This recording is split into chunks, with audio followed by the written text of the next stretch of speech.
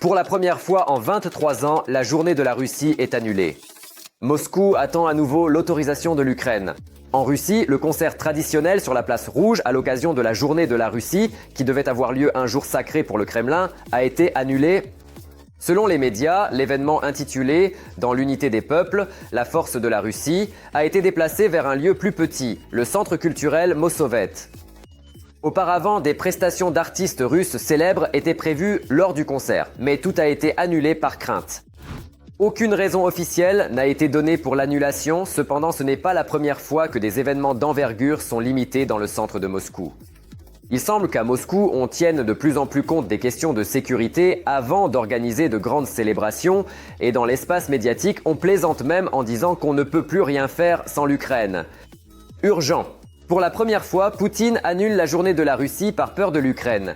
Le dictateur est en pleine panique. Le chef du bunker a tellement peur qu'il cache non seulement lui-même, mais aussi ses filles, ses petits-enfants et son entourage proche. Et il y a aussi un point de départ secret qui a pourtant déjà été découvert depuis longtemps. Des dizaines de systèmes de défense anti-aérienne, un bunker souterrain et des mesures de sécurité des plus strictes. Est-ce que cela va vraiment aider? Mais ce n'est pas tout. Des filets anti-drones près de la résidence. Les occupants se préparent-ils vraiment à une répétition de l'opération Toile d'araignée? Et aussi des frappes contre le site le mieux protégé du pays. Pourquoi le Kremlin renforce-t-il soudainement la défense de Valdaï? Tous les détails dans un instant. Bienvenue. Vous êtes sur la chaîne Ukraine aujourd'hui, Andriy Silakov et les dernières actualités. Poutine a tellement peur d'être éliminé qu'il a même caché ses propres filles et petits-enfants dans un bunker. Les médias ont révélé de nouveaux détails sur la vie de la famille du dictateur. Selon une enquête journalistique, Vladimir Poutine a ordonné à ses deux filles aînées, Maria Vorontsova, 40 ans, et Ekaterina Tikhonova, 39 ans, de déménager avec leurs enfants dans un complexe ultra protégé à Valdaï où réside déjà son entourage le plus proche. C'est ce qu'indique un article du tabloïd Daily Express. Il s'agit d'une résidence fermée au cœur des forêts, située à plus de 400 km de Moscou.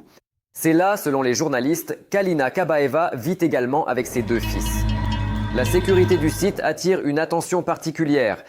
Il est rapporté qu'en raison de la menace croissante d'attaques de drones, le territoire du complexe a littéralement été transformé en forteresse. À l'heure actuelle, le complexe est protégé par 27 tours de défense anti-aérienne disposées en doubles anneaux défensifs. C'est bien plus qu'il y a 2 ans. En plus d'un puissant système de défense anti-aérienne, la résidence dispose également d'un bunker souterrain où les habitants du complexe peuvent se réfugier en cas de danger. Selon la publication, ces derniers temps, la direction russe s'est sérieusement préoccupée de sa propre sécurité. Le Financial Times a rapporté que des responsables avaient même procédé à un audit des systèmes de surveillance du Kremlin et avaient temporairement désactivé certaines parties des réseaux par crainte d'espionnage informatique. Les journalistes relient cela aux informations faisant état d'opérations réussies des services de renseignement occidentaux contre des hauts représentants d'autres régimes autoritaires. Fait intéressant, parmi les habitants du complexe de Valdaï, les journalistes ne mentionnent pas Louisa Rosanova, que les médias russes et occidentaux présentent comme une autre fille de Poutine. Selon la presse, elle se trouve actuellement principalement en dehors de la Russie. En fait, il se dégage l'impression que Poutine s'isole de plus en plus du monde extérieur et tente de protéger non seulement lui-même, mais aussi ses proches. Si auparavant on parlait du grand-père du bunker, il semble qu'aujourd'hui c'est toute la famille du dirigeant du Kremlin qui vit en mode bunker. Et tandis que Poutine cache ses filles, ses petits-enfants et son entourage proche dans le complexe ultra protégé de Valdaï, des mesures de sécurité continuent d'être installées autour de la résidence. Il semble que la peur des drones ukrainiens ne fasse que grandir au Kremlin. Les médias russes rapportent que sur la route M10 près de Valdaï, on a commencé à installer des filets spéciaux anti-drones au-dessus des parkings pour camions. Il est intéressant de noter que ces structures sont apparues à seulement quelques kilomètres de la résidence de Poutine. Le fondateur du groupe d'enquête estime que le principal objectif de ces filets n'est pas de protéger les camions contre les frappes de drones. Les filets ne sont pas destinés à protéger les camions contre les attaques de drones, mais à empêcher le lancement éventuel de drones depuis les camions eux-mêmes. Selon lui, les autorités russes craignent sérieusement une répétition de l'opération ukrainienne Toile d'araignée, lorsque des drones d'attaque peuvent être lancés depuis des positions ouvertes, loin à l'arrière. Si un camion transportant des drones cachés se gare sur un tel site, le filet peut empêcher le lancement des appareils. Dans l'ensemble, il devient clair qu'une véritable ceinture de sécurité à plusieurs niveaux se forme autour de la résidence du dictateur. Si auparavant, à Valdaï, on construisait des protections contre les missiles et les drones, il semble qu'à présent, on craigne même les camions ordinaires qui pourraient se trouver à proximité de la résidence. Pendant ce temps, alors que notre nouvelle arme à longue portée sème la terreur dans les arrières profonds, tout le front sud des Russes se transforme rapidement en une zone de chaos logistique total.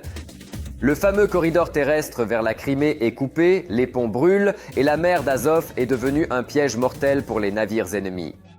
Découvrez dans ce reportage comment les frappes méthodiques des forces de défense font s'effondrer le système logistique russe sur toute sa longueur. Primorsk brûle, les gars, à Primorsk ils se font avoir. Les forces armées ukrainiennes percent vers la mer d'Azov. La logistique de l'ennemi dans la région de Priazovie crie déjà à l'aide. Cependant, les systèmes de drones n'offrent aux occupants qu'un déluge de feu.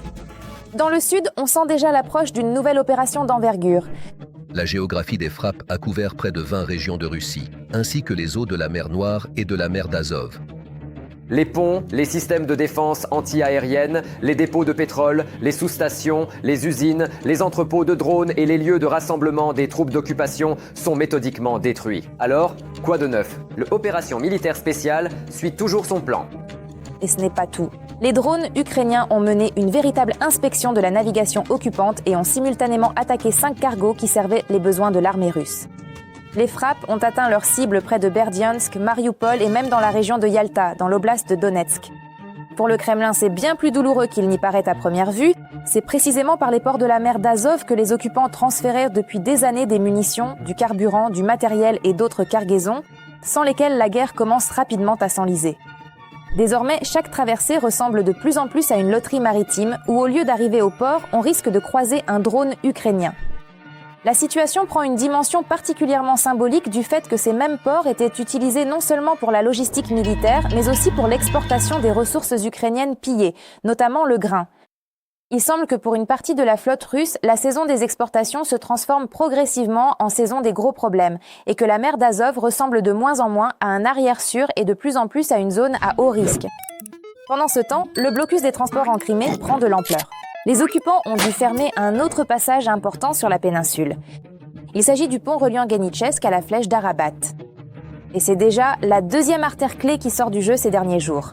Pour la logistique russe, la situation ressemble de plus en plus à un mauvais rêve, où les routes se font plus rares et les problèmes plus nombreux. Le directeur du centre d'études de l'occupation, Piotr Andriushchenko, rapporte que la frappe a probablement touché l'un des ponts dans la région de la flèche d'Arabat près de Genitchesk.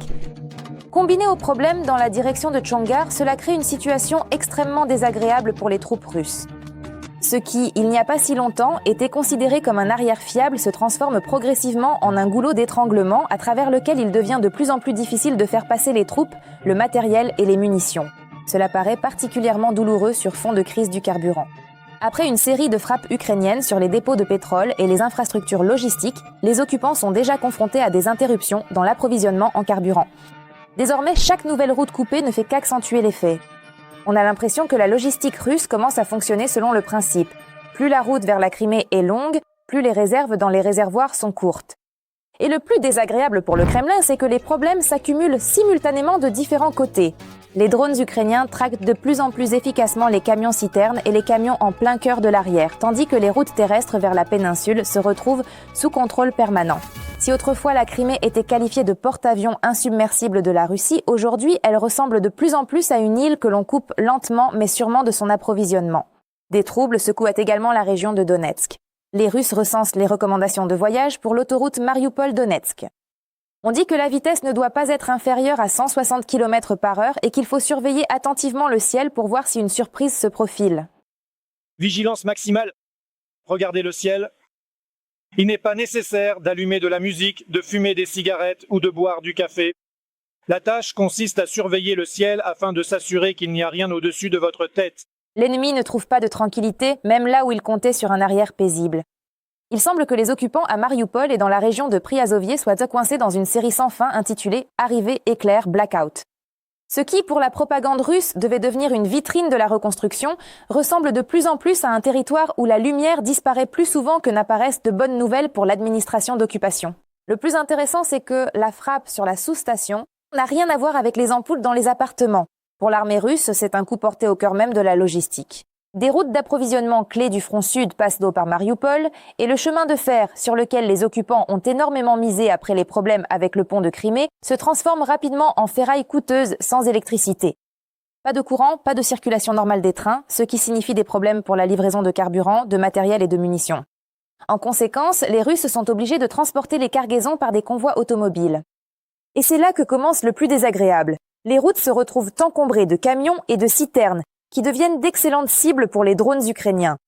Cela donne une image assez ironique. En essayant de sauver la logistique, les occupants la transforment eux-mêmes en une longue file de cibles potentielles. Et avec la disparition de l'électricité, c'est aussi le principal mythe du Kremlin sur un arrière sécurisé qui s'effondre. Mariupol, que la propagande russe a tenté pendant des années de présenter comme un symbole de stabilité sous l'occupation, ressemble de plus en plus à une ville sous contrôle de feu permanent. Et plus souvent les sous-stations s'éteignent là-bas, plus il devient difficile d'expliquer aux habitants pourquoi cette arrière supposée paisible vit selon les lois d'une zone proche du front. La situation apparaît de moins en moins contrôlable pour le Kremlin. La côte d'Azov, les routes terrestres vers la Crimée, la logistique du carburant et les nœuds arrière, tout cela se transforme progressivement en un système où chaque nouvelle artère d'approvisionnement ne fonctionne que jusqu'à la première défaillance. La propagande russe essaie encore de vendre l'idée de stabilité, mais la réalité apporte à chaque fois ses propres corrections. Les cargaisons avancent plus lentement, les itinéraires s'allongent et les risques se rapprochent. Et dans cette nouvelle géographie de la guerre, la principale question n'est plus de savoir où aura lieu la prochaine frappe, mais combien de routes cette structure logistique pourra encore supporter avant de commencer à s'effondrer sur toute sa longueur. Et tandis que la logistique des occupants s'effondre sur le front au Kremlin même, on se prépare déjà ouvertement à renverser Poutine. Derrière la belle image de l'unité, un jeu impitoyable de survie a commencé. Et désormais, une seule question se pose. Lequel des siens portera le premier coup final au dictateur? Comment le système poutinien se dévore-t-il lui-même? Regardez la suite. Pendant des décennies, Poutine a maintenu le pouvoir comme si le temps s'était arrêté en Russie et que le Kremlin obéissait à ses propres lois de la physique, où tout dépend d'un seul centre de décision. Le système paraissait monolithique et l'opposition condamnée au silence. Tout doute se dissolvait rapidement dans le vacarme de la propagande. Mais même les structures les plus solides ont leur point de rupture. Ce qui, pendant des années, semblait être un trône inébranlable ressemble de plus en plus à un champ de lutte interne où chaque mouvement peut désormais déclencher un processus de redistribution du pouvoir. Tandis qu'au Kremlin, on continue officiellement d'afficher une unité monolithique, en coulisses, il semble qu'une toute autre logique commence à s'installer, la survie. Le président ukrainien Volodymyr Zelensky a déclaré qu'il n'y avait plus de ligne unifiée dans l'entourage de Poutine depuis longtemps. Selon lui, la moitié souhaite poursuivre la guerre, tandis que l'autre moitié cherche discrètement le bouton « sortie ». Pendant que l'économie russe entre lentement mais sûrement dans un état que les hommes d'affaires russes eux-mêmes préfèrent ne pas nommer à voix haute.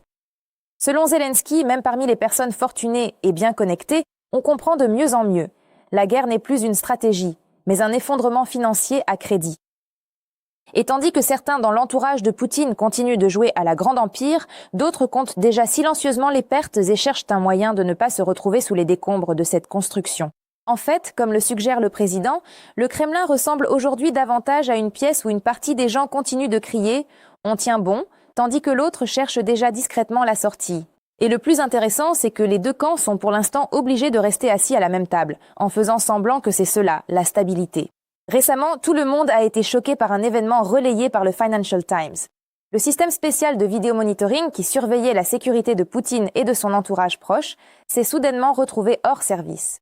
Et tandis que les explications officielles restent sèches et techniques, de plus en plus de gens se posent une question bien plus intéressante. Qui et pourquoi a osé désactiver les yeux électroniques qui protégeaient les habitants les plus importants du Kremlin?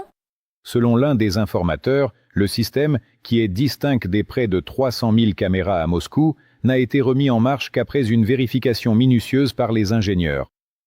On a tenté d'isoler le système de sécurité de Poutine d'Internet. Une telle panique s'est emparée du Kremlin après que les services de renseignement israéliens ont recueilli de nombreuses vidéos provenant de caméras routières iraniennes afin de déterminer l'emplacement exact.